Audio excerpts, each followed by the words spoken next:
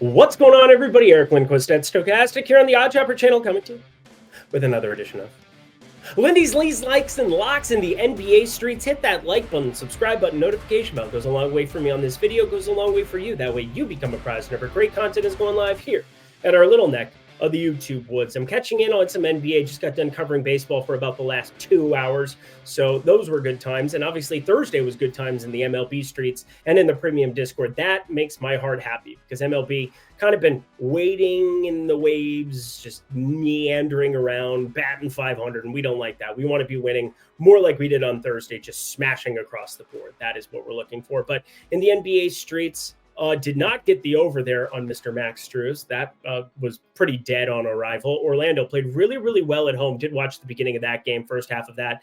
Catching up on the Knicks box score, saw Joel Embiid had an absolute evisceration of the Knicks. Happy that I stayed away from that basketball game entirely.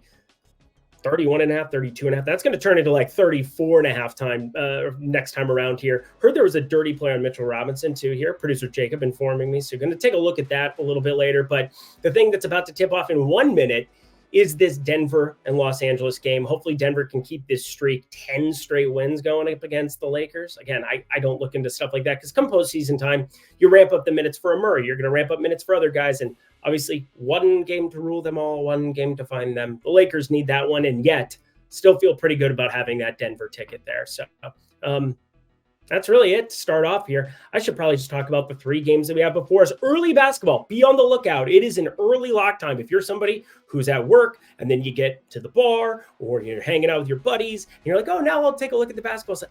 This Milwaukee game is early. Milwaukee and Indy, that is.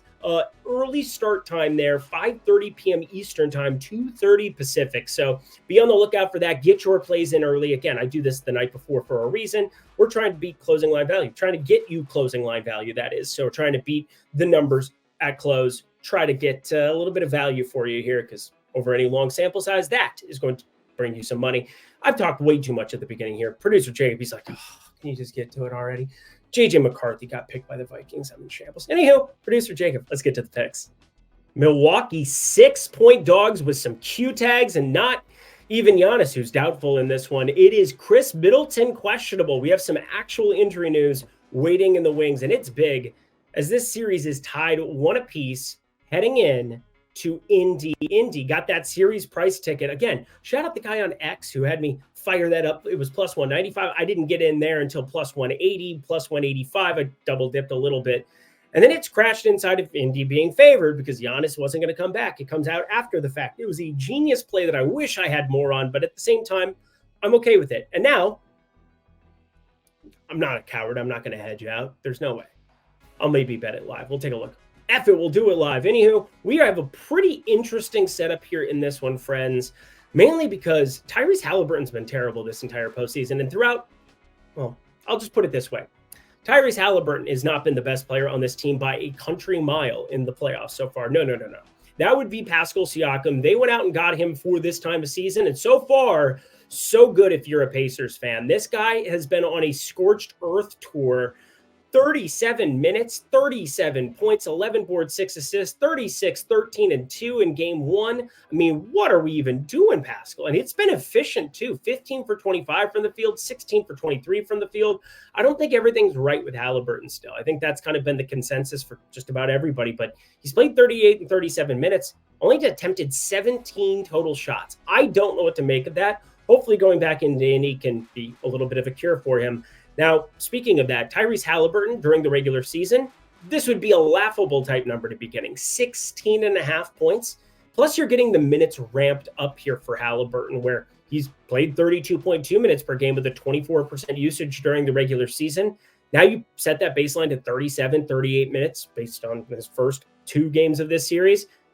But the usage is just falling off the planet, and I don't know what to make of it. It's got me a little bit gun shy on 16.5. So it either is going to be perfectly efficient or you're going to feel silly if he goes out and actually exceeds like a 22, 24% usage for the first time in a long time. So Tyrese Halliburton, he's going to go as the lean. And in fact, I have a lean for every single one of these from a prop perspective. And then I have a total coming up for you later. I have I'll play. So I've got to play from every single game. I've got to lean from every single game, but no locks on the card here for today. Don't want you to overextend your bankroll on something I don't believe in. That's just not what I do here. So as I look at it for tomorrow, the best play from this one currently for me is Patrick Beverley at 6.5 points. If you have Chris Middleton out, I do think this probably bodes well for the likes of, they sent Malik Beasley to the Shadow Realm in playoff time. 29 minutes there in game one, but only 10 minutes last time out, and they needed shooting on the floor. They end up losing by 17.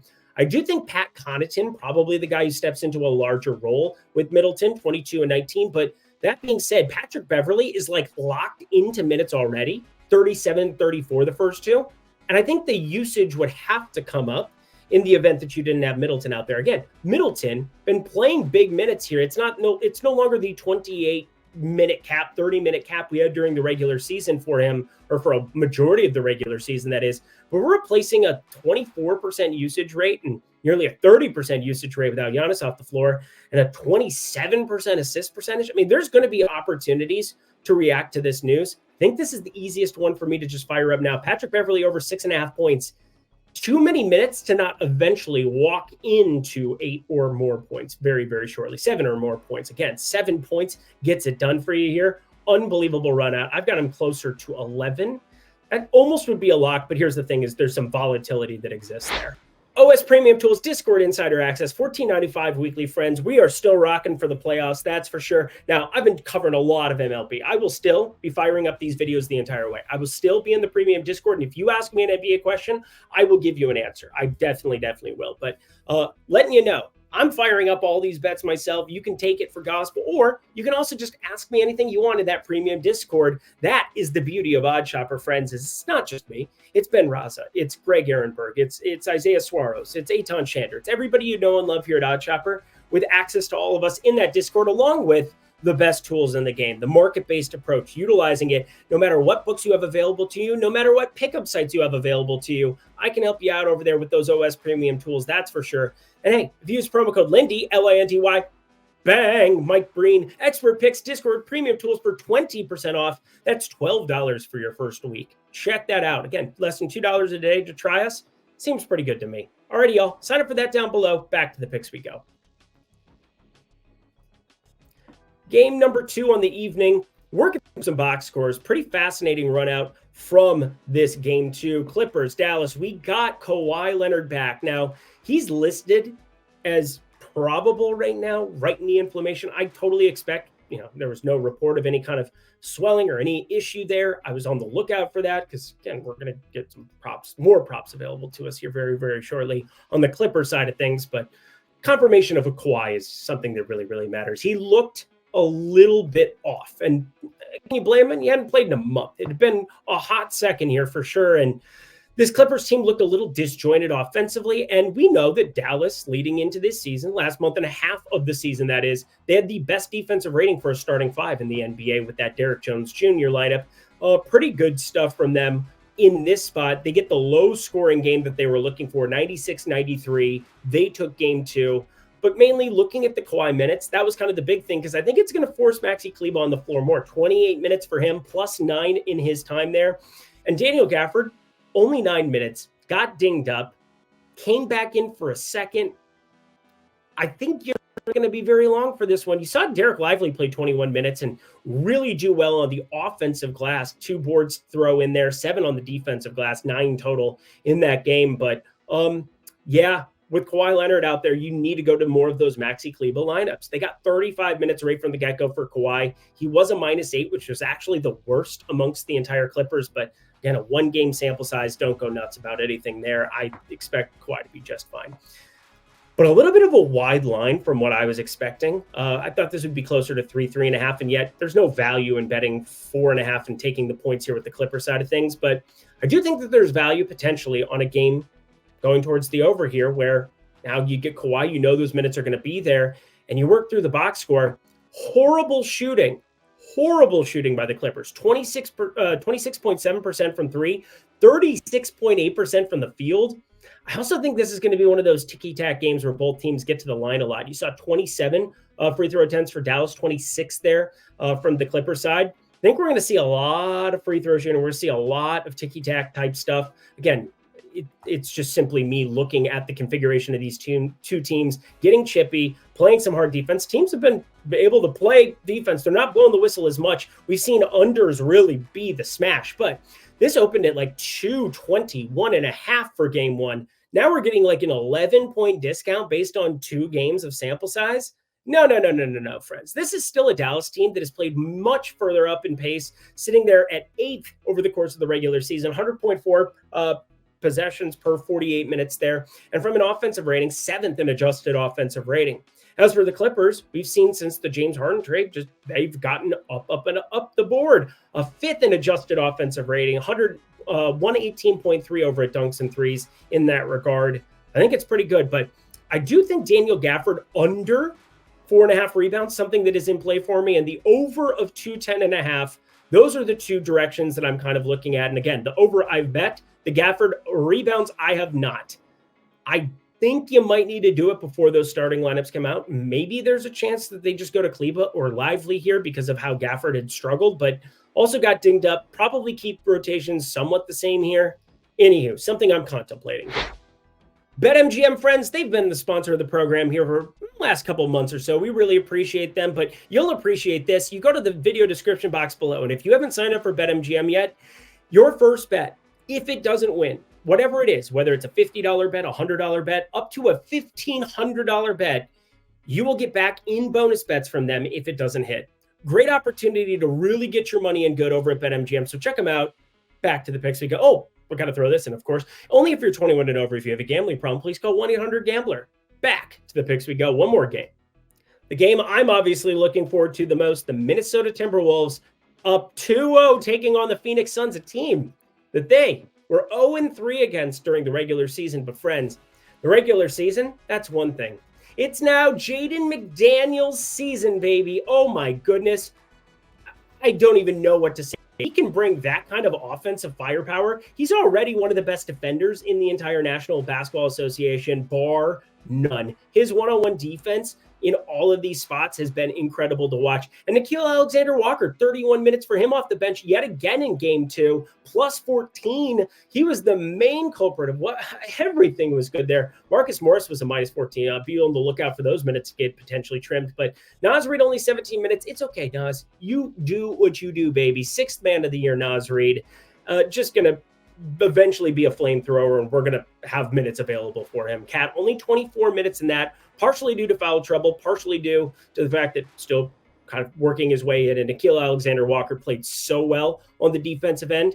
So something to look out for. There might be some unders to take advantage of here in some spot, but Minnesota, 4.5. Can we get that thing to 4.5? I don't even really care here at the moment, but I think I might double down if we get that hook coming along for the ride here as well. But I'll get to the prop perspective of this one first, because the Phoenix Suns, they've struggled, just flat out struggled, have not looked confident on the offensive end. Drew Eubanks somehow was a +9 in that game, even though he looked incompetent in game 1.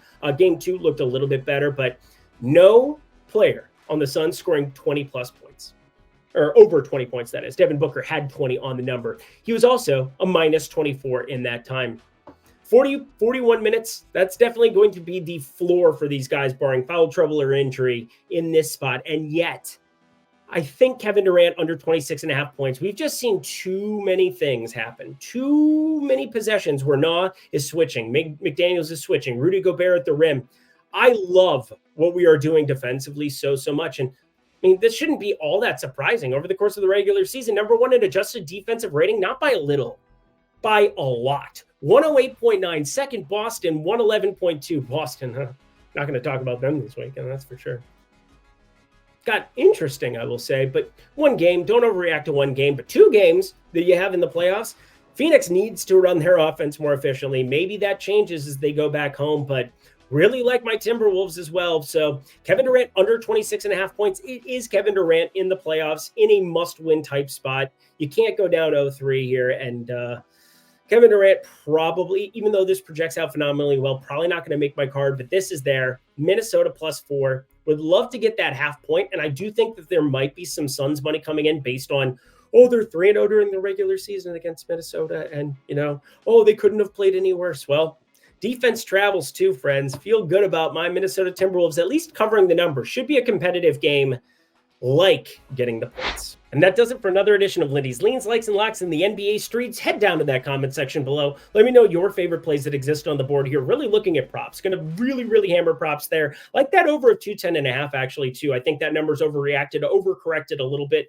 We've seen unders reign supreme, but now the numbers are coming down to places where you need to contemplate the flip side. And then again, haven't had really any totals that existed on any of the NBA or play-in tournaments so far to this point. So if it's standing out to me, you know that probably is something that has some validity. But paying attention to props, because I'm definitely going to find some more exposure tomorrow. That can be what you ask me in the premium Discord or on X. Any of your questions, go follow me at Eric Lindquist. Hit me up. I'll be happy to respond. Thank you, producer Jacob. Let's get the heck up out of here. Until next time, friends. Until next week, friends. I'm Eric Lindquist. Best of luck in the NBA streets on Friday.